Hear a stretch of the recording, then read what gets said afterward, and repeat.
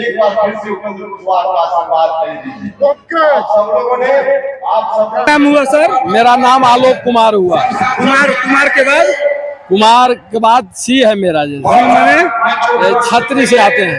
पवन सिंह तो पवन में बह गए, हवा में चले गए। हाँ, फिजा बना रहे थे, लेकिन फिजा उनका कबरा हुआ था। उनका मन में यही था कि हम नहीं तो और उपेंद्र कुशवाहा को भी हराएं, लेकिन उपेंद्र कुशवाहा हारने वाला नहीं है।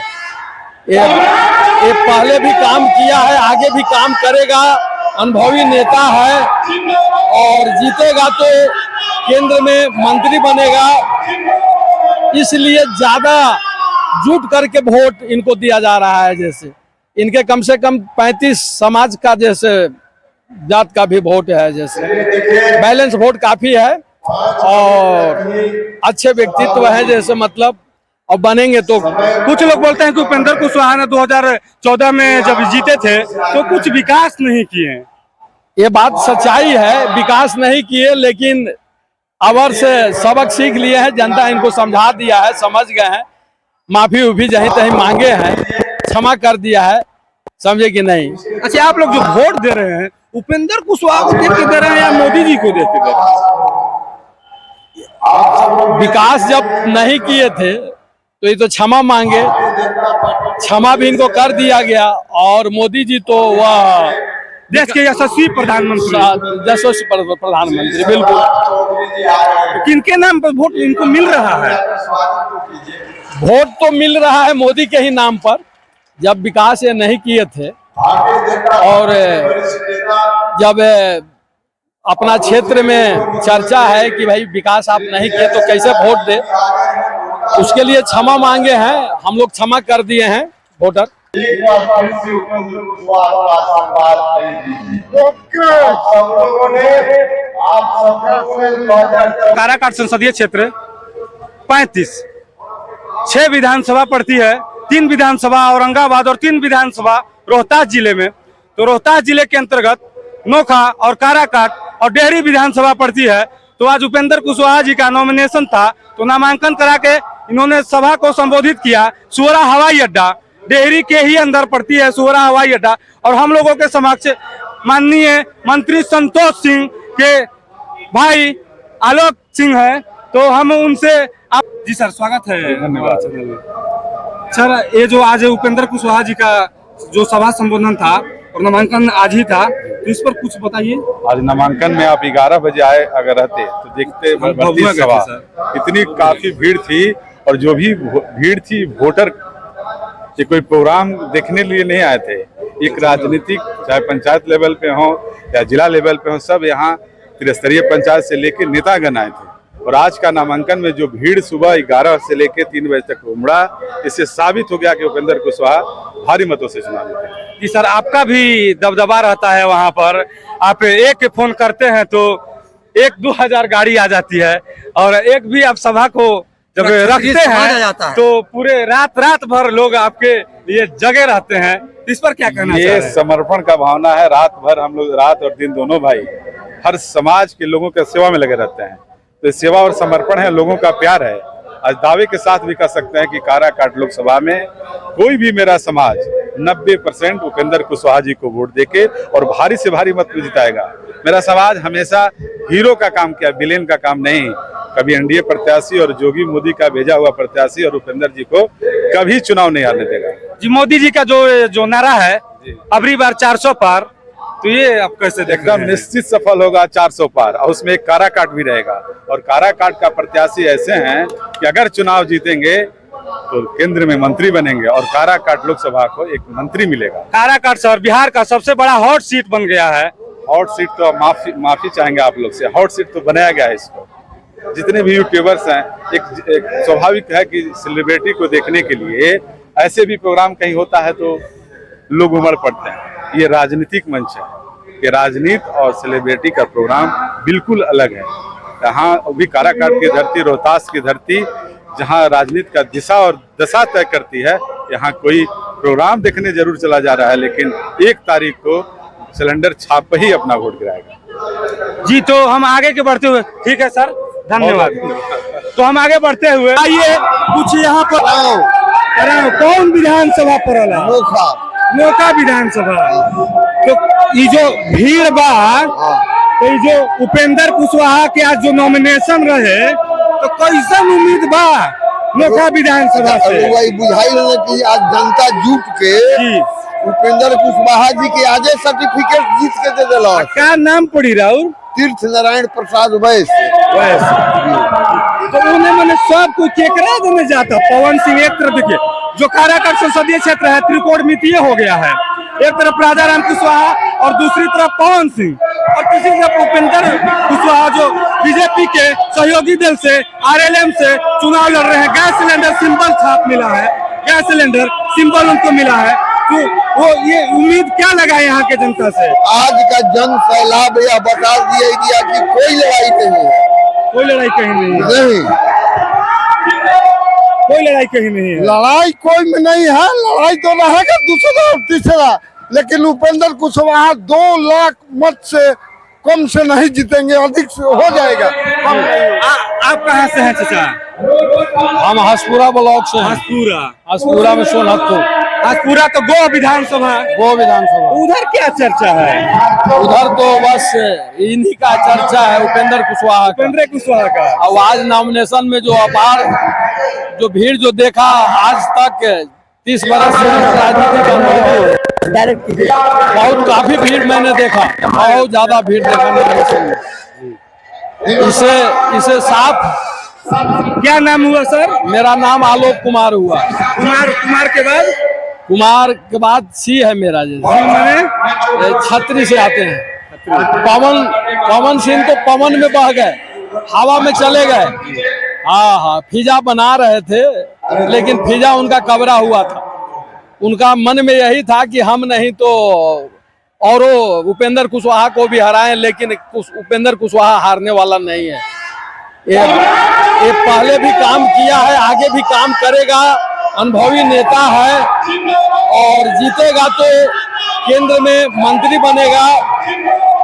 इसलिए ज्यादा जुट करके वोट इनको दिया जा रहा है। जैसे इनके कम से कम 35 समाज का जैसे जात का भी वोट है, जैसे बैलेंस वोट काफी है और अच्छे व्यक्तित्व है। जैसे मतलब और बनेंगे तो कुछ लोग बोलते हैं कि उपेंद्र कुशवाहा ने 2014 में जब जीते थे तो कुछ विकास नहीं किए।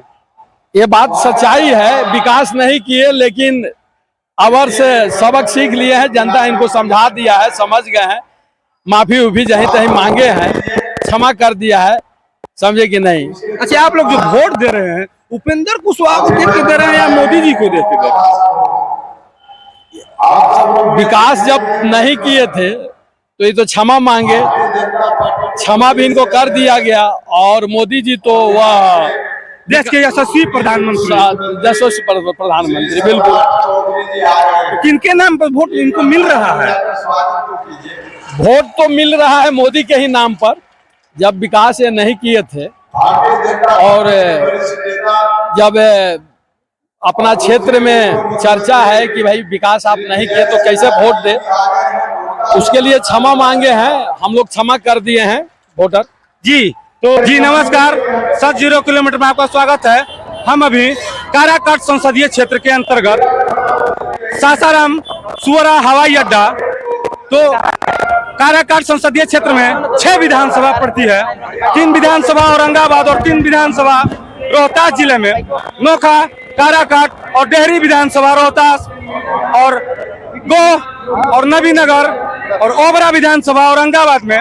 तो 6 विधानसभा के यहाँ पर जनता उपस्थित है और हम लोगों के समक्ष चिराग पासवान, जीतन राम मांझी और उपेंद्र कुशवाहा, सम्राट चौधरी, जितने भी बीजेपी के सम्मानित नेतागण, मंत्रीगण हैं यहाँ पर उपस्थित हैं, सभा को संबोधन कर रहे हैं। तो हम यहाँ जनता से ओपिनियन लेने के, तो जनता का क्या राय है, तो आइए। कहाँ घर हुआ सर? मेरा मकान ओबरा है। ओबरा जी। तो औरंगाबाद के अंतर्गत 3 विधानसभा पड़ती है, ओबरा विधानसभा और गो विधानसभा और नबीनगर विधानसभा। तो ओबरा विधानसभा से क्या नाम पड़ा? मेरा नाम सुनील कुमार चौबे है। हम पार्टी के राष्ट्रीय महासचिव और स्टार प्रचारक हैं। जीतन राम मांझी का जो हम पार्टी है का राष्ट्रीय प्रचारक है। ये जो भीड़ जो था अंकित, ये भीड़ को कैसे देखे उपेंद्र कुशवाहा, वोट में तब्दील होगा? देखिए, सबसे पहले हम आपको आपके चैनल के माध्यम से आपको बहुत बहुत धन्यवाद और बधाई देना चाहते हैं कि आपने एनडीए के प्रत्याशी के नामांकन में अपना बहुमूल्य समय निकाल करके जो लोगों के बीच संदेश पहुंचाने का काम किए हैं, इसके लिए आपको और आपके चैनल को हम तहे दिल से धन्यवाद। सर, आपका भी स्वागत है। अब आपको हम बताना चाहेंगे कि हम लोग एनडीए के गठबंधन के लोग हैं और एनडीए गठबंधन का जो नेता है आदरणीय नरेंद्र मोदी, हर बार चुनाव लड़ा गया, लेकिन इस बार का चुनाव लड़ने से पहले उन्होंने कहा है कि अब की बात 400 पार, यानी जब 400 पार की बात, जब 400 पार की चर्चा होती है तो 400 पार साधारण बात नहीं होती है। 400 पार जो होता है वो एक मिशन होता है, लोगों के बीच एक मिशन दिया जाता था। जैसे आपको याद नहीं होगा, लेकिन इतिहास के पन्ना में जय हिंद का मिशन देने वाला अगर कोई नेता थे और जो नेता के नाम से जाने जाते थे वो सुभाष चंद्र बोस थे। उसी तरह का मिशन था।